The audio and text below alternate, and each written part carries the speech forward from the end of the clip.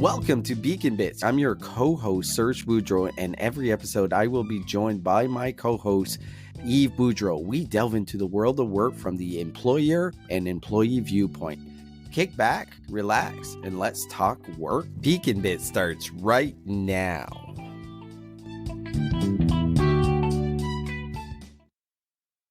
Welcome to Beacon Bits. I'm Serge, and as always, joined by my co-host, Yves.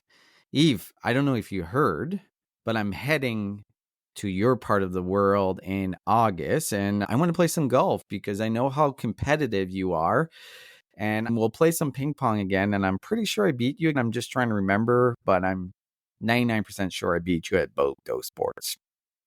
Do you want a rematch? To have some issues with your memory. Do you Because I think? don't remember.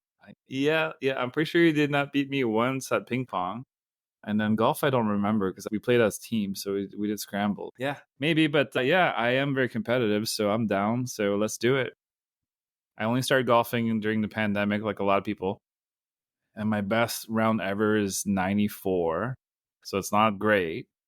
But this past weekend, I shot 40 on the back nine at Lakeside, meaning that if I had not shot 56 on the front nine, I was going to ask. What did you shoot on the I would front have had the nine? best round of my 72? life. I would have had the best round of my life, but I feel that I can break 90 this year. But yes, I'm down. Let's do it. We'll put something on the line too, because that always makes it more fun.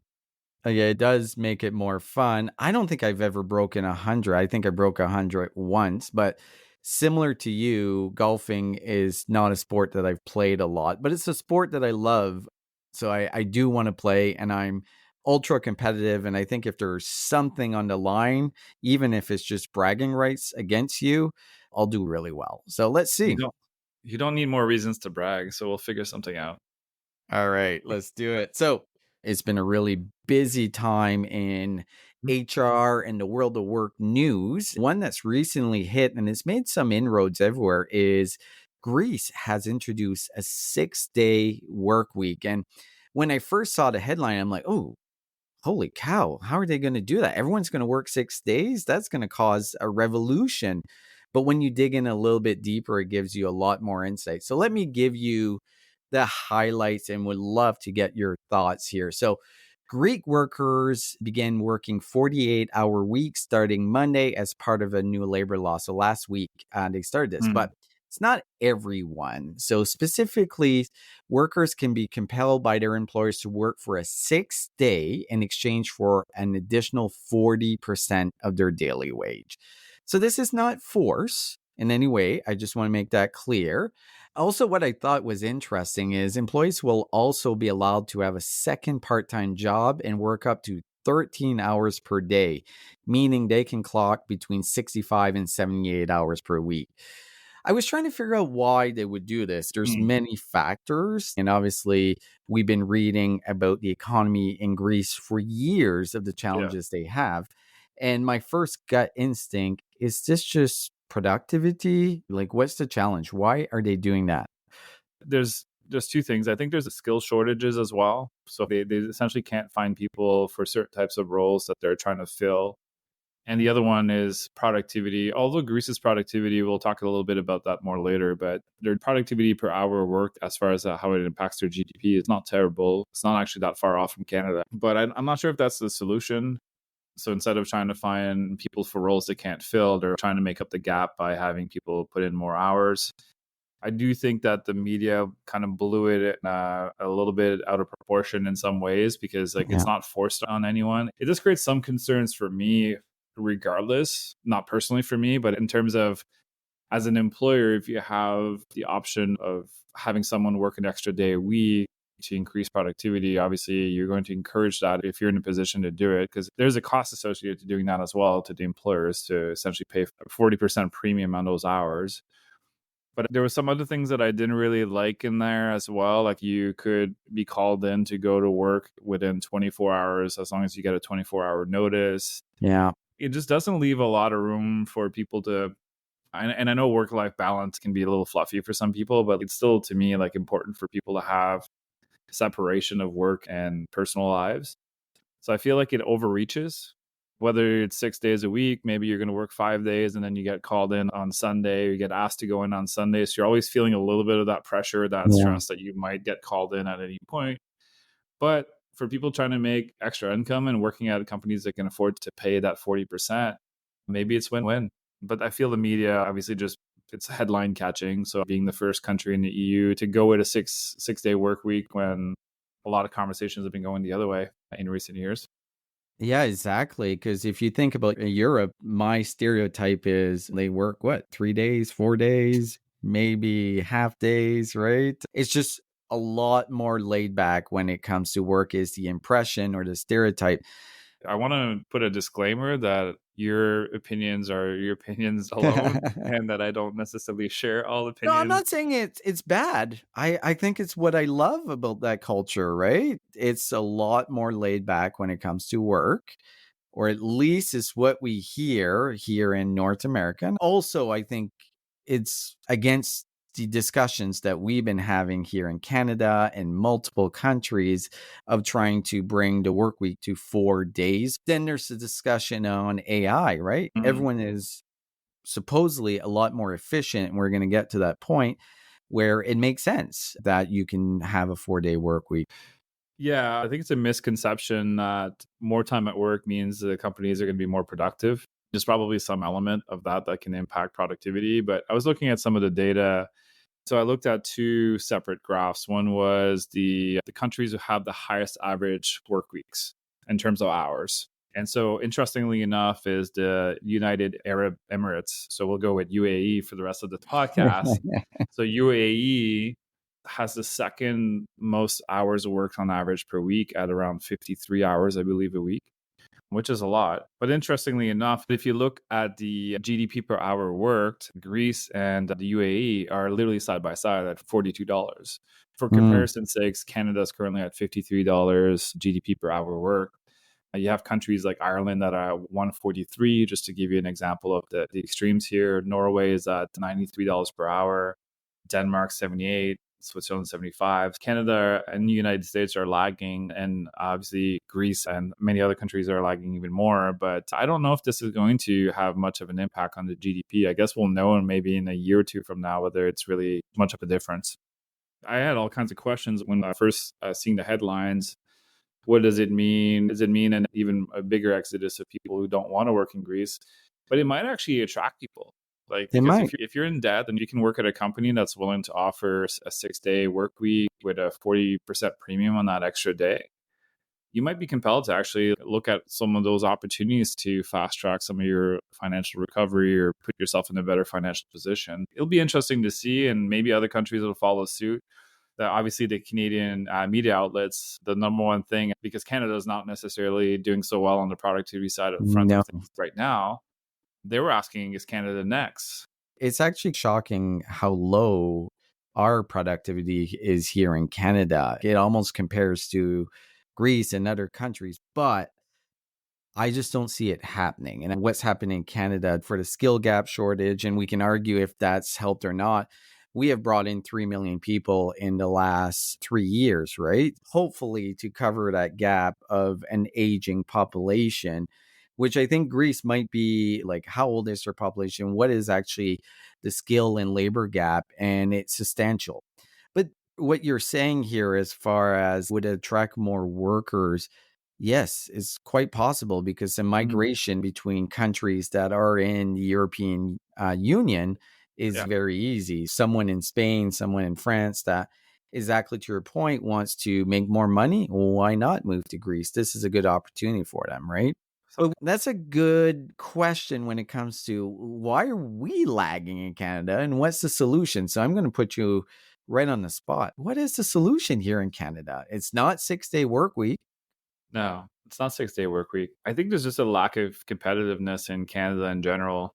And I don't want to turn this into a political debate with all the changes that have been happening recently. You're already seeing a bit of an exodus in the tech industry from that alone. So that's not going to help us to be more competitive. It's going to definitely make some challenges in terms of companies being able to attract investments. And this is not just a technology or an IT thing. This impacts literally all the industries. But I think in Canada in general, we lack a bit of competitiveness, and competition is good for productivity. It lights a fire under people, lights a fire under these organizations. But there's a lot of monopolies. There's a lot of certain industries that are essentially owned by 2 or 3 companies in Canada. And then there's not a whole lot of room for new incumbents to join. I'm not an expert, but to me, the solution is always competition. I think competition always brings out the best in people, best in organizations. And if you become complacent because you have essentially the majority of the market shares of whatever industry or verticals that you're in, then you lack the drive for innovation, you lack the drive for R&D because you're no longer in a race. You Yeah. essentially won the race. So yeah, that's my solution, is more competition. Well, I hate to say you might be right because I don't have a better solution. So, talking about 6-day work week, and I think the discussion across the world has been a 4-day work week. Hmm. Do you see a world where, let's say in Canada, that we would go to a 4-day work week? I don't know if it'll be like a legislative thing. I do see a lot of companies that could probably go down that road. I already know a couple of them in Canada that have at least a Friday afternoon, 4.5 day. And there's also other countries who have a 4-day model, but they have 10-hour days. And so it's not necessarily like less hours work, but they're just more condensed over 4 days. And I don't know if Canada's going to be in a position to be able to. I don't see it happening in my lifetime, but I think there'll be companies that might lead the charge there and basically show, if these companies continue to do really well, even better because of these changes. And there's all kinds of challenges with going to a 4-day work week Yeah. as well. There's supply chains, there's organization. You have to essentially be where your customers are when they are available. And so if you're working 4-day work weeks and the rest of your competitors are not, it's going to be tough. It's almost like it has to be universally agreed upon in some ways. But I don't know. When I was young, I remember I used to do 4 days on, 4 days off. Yeah. Working as an apprentice mechanic, so I would do essentially 4 days of 10-hour days, and then I'd be off for 4 days. And it was an interesting model.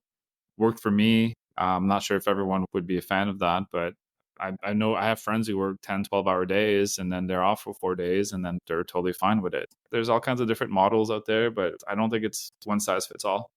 Yeah, if we think about the 4-day work week, it's very targeted to the white collar knowledge worker. Because to your point, you still have to have stores open. You still need to ship stuff. You still need to run restaurants. So it's not completely fair to say, hey, we're going to go to 4-day work week. I think it makes sense for companies if they're that efficient and productive and they see it as a competitive advantage when it comes to the talent they can attract and acquire. It's been tried in many countries. And I was just doing some research on, okay, who has 4-day work week? Hmm. Not many do, but there is examples of countries that is definitely less than 40 hours, because I was looking at Germany, and we always look at Germany as far as extremely efficient, really good quality work across the board. And they did a pilot project involving 45 companies to test a 4-day work week. They didn't stick with it, but their average work week in Germany is 34.2 hours, which is one of the shortest in the world. But then I want to see like what other countries that are similar to us. In the UK recently, and I remember reading a lot about this, if it worked or not. The UK ran a 6-month trial involving 61 companies, and most of those companies decided to keep it. I think the one that we've heard the most about is Iceland. Iceland did a large pilot working 35 to 36 hours between 2015 and 2019. Overall, that's where they've stayed. It's not across the board 4-day work week, but the Yeah. majority are working 4-day work week. So this is where I think the headline was total clickbait for the 6-day work week, because the whole world has been talking about 4-day work weeks. This is what I would say a lot of workers want, Yep. but that doesn't mean it's always the reality. So I know at Career Beacon in the summer, Mhm. it's Friday afternoon off. Yep. Do you know, is it more productive? What is your thought around doing that?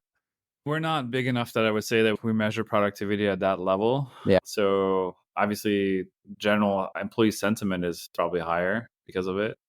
But the summers are so short, especially here in Atlantic Canada. We basically get 3 months of full on summer. Although in recent years, it seems to be expanding a little bit.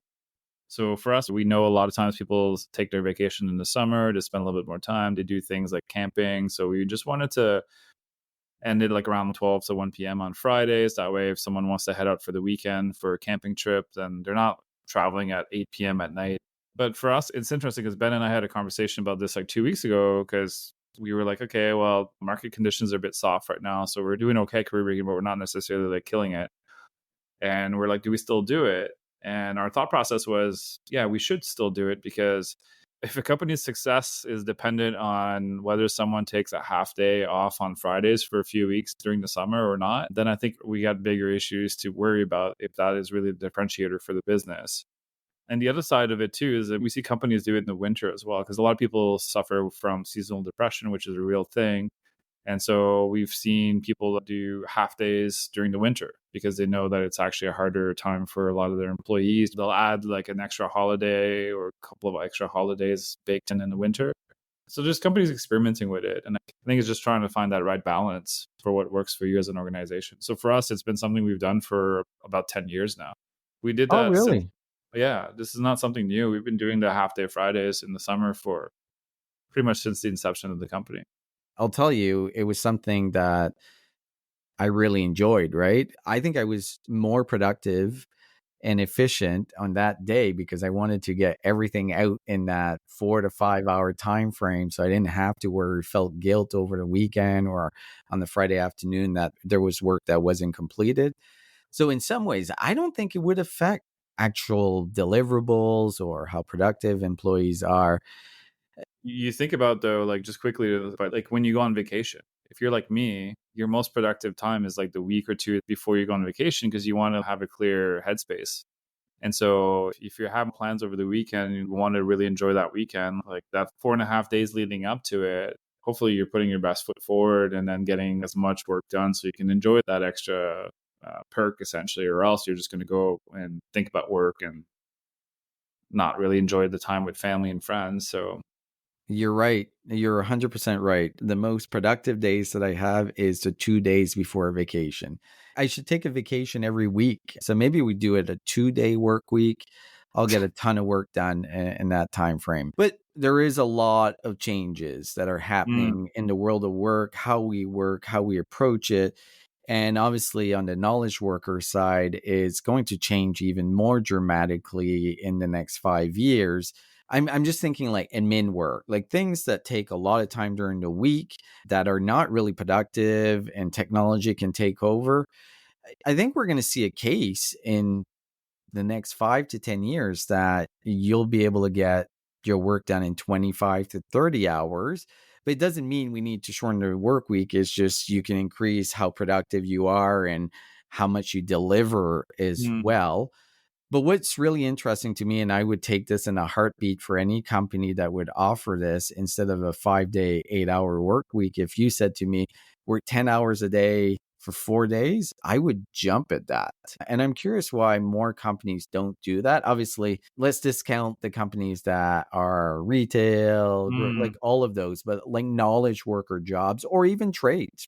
Yeah, I mean, some of them have it. Yeah, I completely agree. I think a lot of people would take the 4 days, 10-hour days if it means you get 3 full days off because it doesn't add a whole lot. And I mean, I can't speak because I don't have any kids. So I guess the only thing that I can't really attest to is whether families would be able to make that work because obviously there's other challenges that goes when you have Yeah. young children at home because if you're working 10-hour days, especially if you add a commute to that on top of like your work hours, I'm not sure if that's necessarily going to work for a lot of people out there. No, the other consideration I have, it's really clear and there's surveys out there showing that workers definitely prefer a 4 day work week. So there Yep. was a survey in the US that 92% of US workers favor a 4 day work week. In Canada, Indeed found that 51% of large companies are considering alternative schedules. I think those discussions are going to keep happening. My take is it's not going to happen anytime soon, especially now, definitely in Canada. And I think we're seeing across the world, it's definitely shifted from an employee market to an employer market. Yeah. When and if it shifts, and it will, it always does, I think this is where companies are going to look at competitive advantages when it comes to trying to attract talent. But I don't see the marketplace changing dramatically in the next 2 years that we're going to start seeing all these companies adopting 4-day work week. I think you got to be forced into it, and competition for talent Yeah, is going to be the main driver of it eventually. I agree.